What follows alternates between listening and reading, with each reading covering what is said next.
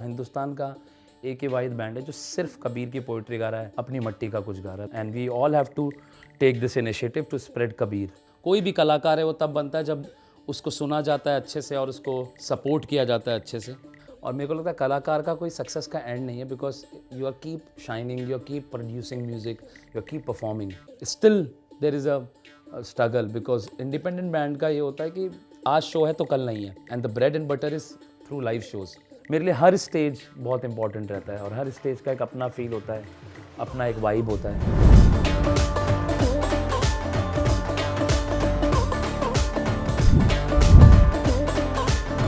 नमस्ते, मैं हूं नीरज आर्या कबीर कैफ़े से, और आप सभी ने जितना भी प्यार दिया हमारे गानों को उसके लिए आपको दिल से धन्यवाद है पूरे कबीर कैफ़े की ओर से।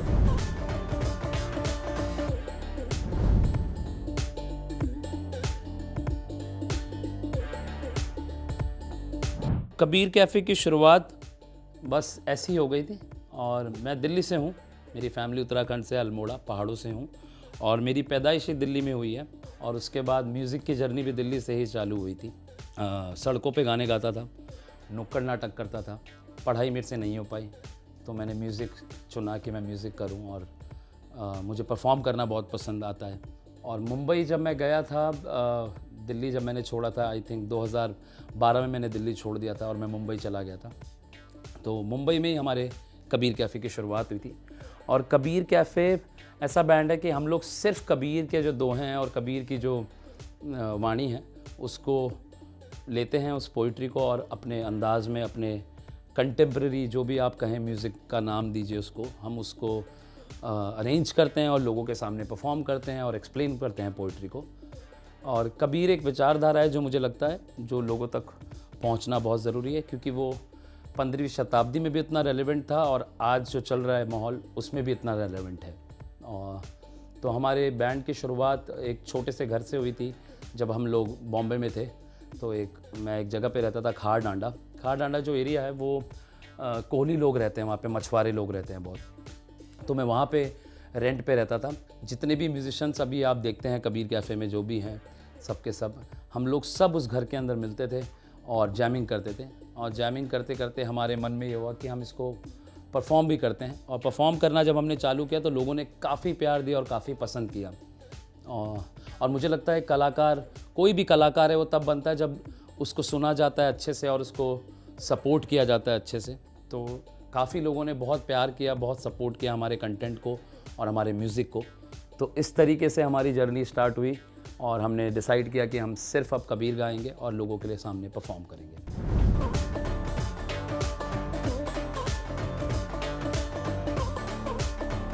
तो पहली बात तो एक अच्छी चीज़ है कि मेरे पिताजी और माताजी दोनों पढ़े लिखे नहीं हैं, तो मुझे वो प्रेशर नहीं आया कि आपको इंजीनियर बनना है, आपको डॉक्टर बनना है, आपको लॉयर बनना है, आपको ये पढ़ाई करनी है। तो एक वो चीज़ अच्छी हुई। और मेरे पिताजी हमेशा से उन्होंने मेरे को कभी किसी चीज़ के लिए फ़ोर्स नहीं किया कि आप ये करें। जो मेरा मन चाहा मैंने वो उन्होंने करने दिया। And for me also to leaving them from Delhi and going back to, मतलब बॉम्बे में पहले भी जाता था बॉम्बे, लेकिन मैं परमानेंटली बॉम्बे जा रहा था, तो एक बड़ा डिसीजन था मेरे लिए। तो माँ बाप ने कहा अभी जो आपको करना है आप कर सकते हैं, आपको जो चीज़ खुशी दे रही है आप वो करें। तो मैंने डिसाइड किया कि मैं जाऊँगा बॉम्बे, और घर वालों ने मतलब क्या बोल पाएंगे जब मैंने खुद ही डिसाइड कर लिया था। फिर उसके बाद अगर अब अभी तक की जो जर्नी रही है, मुझे याद है कि मेरे पिताजी हमेशा बार बार कहते थे यार आप इंडियन आइडल में कब आओगे। तो उनको लगा अगर कोई कलाकार बॉम्बे पहुंच गया तो वो रियलिटी शोज़ में और टीवी में दिखेगा आपको। तो आई रिमेंबर, आई थिंक 2016 या 15 या 16 की बात है। तो पापा न्यूज़पेपर पढ़ रहे थे तो उसके फ्रंट पेज पे मेरा बड़ा सा फोटो आया था। एंड देन ही फेल्ट कि हाँ यार मेरा बेटा कुछ तो कर रहा है, कि कुछ दिख तो रहा है। मेरे मम्मी और पापा को वो लगा था। तो फैमिली सपोर्ट बहुत रहा है और मेरे घर से, क्योंकि मेरे पिताजी और मम्मी जो हैं वो बचपन में गाने भी गाते थे। और पापा अमृतवाणी जो कैसेट आती थी कबीर अमृतवाणी की, तो वो हमारे घर में सुबह शाम चलती रहती थी। और मेरी मम्मी मोरचंग भी बजाती थी, जोहाब बोलते हैं जो उसको, तो वो भी गांव में बजाती थी। तो उनका सपोर्ट हमेशा 100% रहा है और आज भी है सपोर्ट उनका, क्योंकि उन्होंने एक चीज़ सही रखी है हमारे लिए कि हमारी ज़रूरतें बहुत कम रखी। तो हम लोगों को, हम इतने एम्बिशियस नहीं बन पाए, सब हम बहन भाई जितने भी हैं। तो जो भी आज मैं कर रहा हूँ बिकॉज ऑफ देम, क्योंकि उनका सपोर्ट नहीं होता तो मैं ये नहीं कर पाता, because I am the only son in the family. I have 4 sisters, I am the youngest.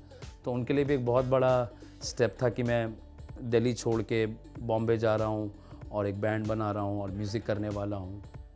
क्योंकि मैं उस समय क्या हो रहा था मेरे साथ कि मैं पढ़ाई तो मेरे से नहीं हो रही थी, बट मैं बहुत सारी अलग अलग एक्टिविटीज़ बहुत कर रहा था। मैं दिल्ली में नुक्कड़ नाटक भी करता था और थिएटर मेरा दोनों स्टेज प्ले भी होते थे और रोड शोज़ भी करता था और म्यूज़िक भी करता था और डांस भी करता था। तो इतनी सारी चीज़ें कर रहा था, तो उनको ये लग रहा था कि पर्टिकुलर एक चीज़ में आप जाओ तो सही रहेगा। तो I think in the end मेरे को म्यूज़िक इसलिए पसंद आया क्योंकि जब मैं गिटार लेके गाने लगा तो काफ़ी लोग उसको सुनने लगे और फिर मुझे पैसा भी मिलने लगा। तो मुझे लगा कि हाँ, कोई चीज़ तो अच्छी हो रही है। तो इस हिसाब से मैंने म्यूज़िक को चुना और मुझे परफॉर्म करने में बहुत मज़ा आता है।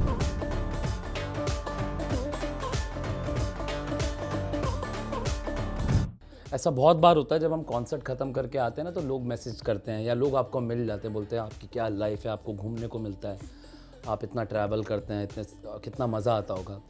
तो आई थिंक ये स्टोरी जानना भी बहुत ज़रूरी है कि वहाँ तक पहुँचने, और मेरे को लगता है कि सक्सेस का कोई एंड नहीं है। अब वो डिपेंड करता है कि आपकी सक्सेस कैसी है। अगर आपको पैसा कमाना है वो आपकी सक्सेस है, आपको बड़े बड़े घर बनाना है वो आपकी सक्सेस है। और मेरे को लगता है कलाकार का कोई सक्सेस का एंड नहीं है, because you are keep shining, you are keep producing music, you are keep performing. तो हमारा स्ट्रगल तो बहुत रहा है। मेरे लिए बहुत बड़ा डिफ़िकल्ट था क्योंकि मैं दिल्ली का लड़का और बॉम्बे जैसे शहर में जा रहा हूँ, और बॉम्बे और दिल्ली की वो राइवलरी चलती रहती है ना, मुंबई वर्सेस दिल्ली, दिल्ली वर्सेस मुंबई। तो आप वैसे शहर पे आ गए जहाँ पे सब शांति है। और दिल्ली, अगर मानो ना मानो, जब मैं 2012, 7, 8, 9, 10, 11 की बात कर रहा हूँ, तभी भी और आज भी पता नहीं, बट बहुत एग्रेसिव रहा है दिल्ली। क्योंकि Delhi, I feel like Delhi किसी एक जन की नहीं है। Delhi it's a migrant state और सिटी जो हम बोलना चाहें, हर जगह से यहाँ लोग आते हैं। तो अचानक आप बॉम्बे पहुँचते हैं और बॉम्बे में इतनी फास्ट लाइफ है जहाँ पे अगर आप सुबह की एक लोकल ट्रेन अपनी मिस कर दी ना, आपने सुबह की जो पहली लोकल ट्रेन होती है, तो अगर वो मिस हो गई आपसे, तो आप अपना दिन तो ख़राब करोगे लेकिन दूसरे वाले को भी परेशान करोगे। तो वहाँ इतनी फास्ट लाइफ है, लोगों के पास समय नहीं है। तो for me going there, I have no friends, कोई है नहीं, मैं किसी को, मैं एक ही जन को जानता था और उसने बोला तू आ जा, और मैं चला गया। तो माहिम करके एक जगह है बॉम्बे में जहाँ पे उसने मेरे लिए पीजी लेके रखा हुआ था, और मैं अपने गरीब रथ की ट्रेन ली मैंने निज़ामुद्दीन रेलवे स्टेशन से, और बैंड्रा टर्मिनस में उतरा 2 बैग के साथ, और उसने मेरे को एक्टिवा में लेने आया, उसने वहाँ पहुँचाया। तो एक तो यह है कि हमारा जो बैंड है, अगर आप देखेंगे ना, तो सब अलग अलग स्टेट से हैं। मतलब जैसे मैं उत्तराखंड से हूँ और ड्रमर जो है वो गुजरात से है, एंड जो हारमोनियम बजाते हैं वो महाराष्ट्रन है, and the backing vocalist and the lead guitarist Brito is from Manipur, Imphal, and then our sound engineer Rajat is from Punjab. तो बहुत अलग अलग जगह के लोग हैं, हम मिले हैं। और स्ट्रगल ये रहा कि कबीर, अगर आप देखेंगे नॉर्थ पार्ट में उसको बहुत सुना जाता है और बहुत लोग जानते हैं, but if you go towards to south and Maharashtra, इस तरफ जाते हैं, तो इधर कबीर है, बट इतना लोगों ने उस पर तवज्जो नहीं दिया, या क्योंकि उनके भी अलग अलग संत रहे हैं वहाँ के। तो for us to struggling, and also that you are in Bombay जो एक इकोनॉमिकल हब है, also the whole Bollywood industry is there, पूरा म्यूज़िक सीन वहाँ पे है। तो फॉर अस उस पूरे जगह के अंदर हम कबीर को लेके आना, और एक सबसे बड़ा स्ट्रगल वो था कि लोग आपको सुनना चाहते हैं, क्या लोग आपको पसंद करना चाहते हैं। तो आई रिमेंबर कि हम सड़कों पे गाना गाना चालू कर दिया। मतलब एक गिटार लिया, जैम्बे लिया, और एक वायलिनिस्ट हमारे मुकुंद रामास्वामी, और एक मेरे दोस्त है रमन अय्यर, जिन्होंने इस बैंड का नाम रखा कबीर कैफ़े, रमन अय्यर जो मैंडोलिन बजाते थे। तो हम चारों के चारों, कार्टर रोड और बैंडस्टैंड 2 जगह हैं, बहुत सिटिंग एरिया जहाँ पे लोग हैंग आउट के लिए आते हैं, हम वहाँ ऐसे गाने लग जाते थे without mic. And I remember कि वो गाते गाते हमने इतना, थोड़ा टाइम बाद हमने देखा कि जब हम लोग गाने गाते थे, ऑलमोस्ट लाइक 150-200 पीपल गैदर हो जाते थे। तो that's where you feel like हाँ यार, लोग आपको सुनना चाहते हैं और लोग इस तरह के कंटेंट को पसंद कर रहे हैं। तो जर्नी हमेशा लोगों की, सबको लगता है बहुत इजी रही है, लेकिन हमारी बहुत स्ट्रगल रहा। कुछ लोग आए, कुछ लोग हमारे साथ परफॉर्म करते थे, फिर वो लोग चले गए, सबके अपने अपने कमिटमेंट्स थे। Still there is a struggle, because independent band का ये होता है कि देयर इज़, आज शो है तो कल नहीं है, and the bread and butter is through live shows. लोग बोलते हैं स्ट्रीमिंग से भी आते हैं पैसे, अब मुझे नहीं पता वो कैसे आते हैं, क्या आते हैं, but I think you more जो आपको आपका घर चलना होता है वो आपके लाइव शोज से चलना होता है, और लाइव शोज़ का ऐसा होता है कि वो परमानेंट नहीं होते हैं, तो वो भी एक अपने आप में स्ट्रगल है। और पूरे बैंड ने जो भी देखा, मतलब जैसे उस समय जो जो अपनी रिस्पेक्टिव जॉब में थे, मैं भी जॉब कर रहा था, हम लोगों ने सब जॉब छोड़ी और हमने वो किया जो हमारे दिल को अच्छा लगा। एंड दूसरी चीज़, हमारी ज़रूरतें बहुत कम थी। हम लोग जुहू, वर्सोवा, अंधेरी यहाँ जाके हैंग आउट नहीं करते थे। हम लोग एक छोटे से हमारे घर पे बैठ के हैंग आउट कर लेते थे। तो बैंड कहीं ना कहीं इन्फ्लुएंस नहीं हुआ मटेरियलिस्टिक चीज़ों से, तो इस वजह से भी हम लोग सर्वाइव कर पाए। तो आज बैंड को ऑलमोस्ट 10 ईयर्स हो चुका है, अभी completed 10 years. 13 November we officially form the band, and अभी 2023 में हमको वो 10 साल हमारे कंप्लीट हुए हैं पूरे। तो आई think it's because of the people, सब लोगों का प्यार है, सब लोगों का जो बड़े हैं उनका आशीर्वाद है, ब्लेसिंग्स है, तो ये बैंड चल पा रहा है। एंड मैं हमेशा ये कहना चाहूँगा कि keep supporting us, because Hindustan का एक ही वाहिद बैंड है जो सिर्फ कबीर की पोइट्री गा रहा है, अपनी मट्टी का कुछ गा रहा है। तो आपका साथ और आपका प्यार बहुत ज़रूरी है, and we all have to take this initiative to spread Kabir, जितना भी हम लोगों तक फैला पाएँ।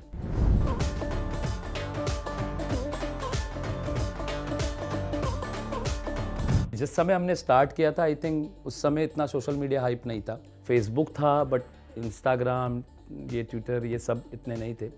सोशल मीडिया एक बहुत बड़ा रोल प्ले किया है कबीर कैफ़े की जर्नी में, क्योंकि हम लोग वहाँ तक पहुँच पाए जहाँ हम परफॉर्म करने नहीं जा पाते थे लाइव। तो लोग हमें यूट्यूब से सुन लेते थे, लोग हमें, आप जैसे लोग हैं जो हमारा इंटरव्यू करते हैं, हमारे गाने प्ले कराते हैं अपने स्टेशन में, रेडियो स्टेशंस में। आप लोगों के प्यार से और आप लोगों के सपोर्ट से बहुत लोगों तक हम पहुंच पाए हैं। तो आज अगर आप देखेंगे, हमारा YouTube channel almost 5 lakh subscriber हैं उसमें, जो जुड़ पाए हैं, जो शायद ऑनलाइन हमारे फैंस हैं, दोस्त हैं जो सुनना चाहते हैं।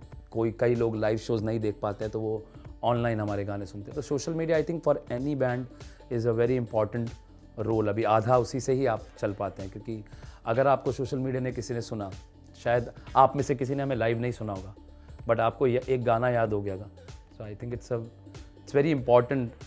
सोशल मीडिया का बहुत बड़ा रोल है हमारे लिए।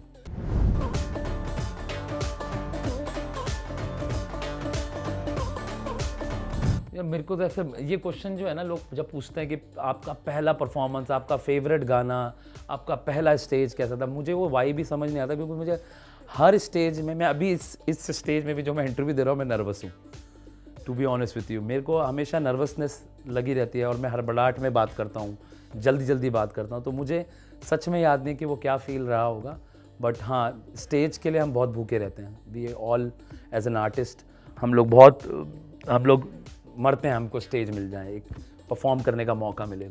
तो पहला स्टेज मेरे को सच में याद नहीं है कि क्या रहा होगा, बट आई रिमेंबर, हाँ, दिल्ली में मैं रोडों में परफॉर्म करता था। आई हैव सीन, निज़ामुद्दीन की बस्ती में मैंने परफॉर्म किया गिटार लेके, क्योंकि वो एक कलाकार होना, जब आपको थोड़ी सी म्यूज़िक की नॉलेज हो और थोड़ा आप कुछ गा पा रहे हो, आई थिंक वो अपने आप में बहुत बड़ी बात होती है।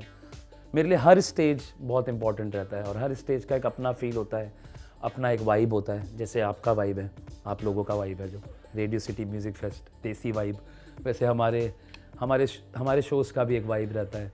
तो वो आई थिंक वो बयां नहीं करा जाएगा, वो फील है।